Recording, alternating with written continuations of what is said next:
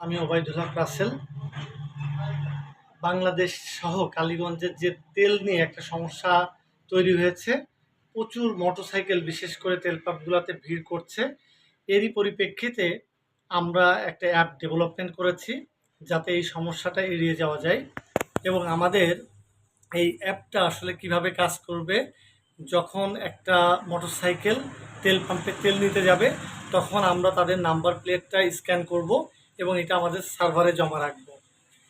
তারপর এইভাবে যখন আমাদের সব মোটরসাইকেল শেষ হবে, একই সাথে কিন্তু আমরা অনেকগুলা তেল পাম্পে একসাথে স্ক্যান করব এবং পরবর্তীতে যদি এই স্ক্যান করা যে ব্যক্তি তেল নিয়ে গেল সে আবারও আসে, তাহলে কিন্তু আবার স্ক্যান করলে ধরা পড়বে যে ও কবে কখন তেল নিয়েছে।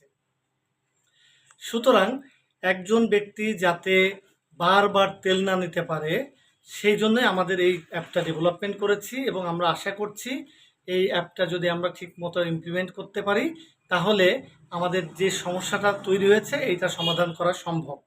এবং আমরা আগামীকাল সকাল 10টা থেকে 11টার মধ্যে যে কোনো একটা তেল পাম্পে এটা উদ্বোধন করব।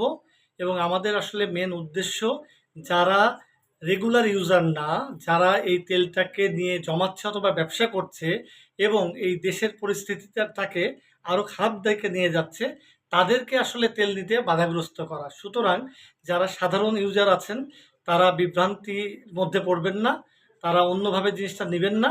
এবং ফর এক্সাম্পল 500 টাকার যদি তেল নেয় তাহলে এটা 4 দিন বা 5 দিন পর্যন্ত হয়তো উনি আর নিতে পারবেন না। এটা আসলে ডিসি অফিস বা আমাদের গভর্নমেন্টের যারা অথরাইজ লোকজন রয়েছেন তারাই সিদ্ধান্ত নেবেন এবং সেইভাবে আপনি আবার 3 বা 4 দিন পরে নতুন করে তেল নিতে পারবেন। আমাদের সাথেই থাকবেন, আশা করি আমরা একটা সমাধান খুব সহজেই দিতে পারবো। ধন্যবাদ।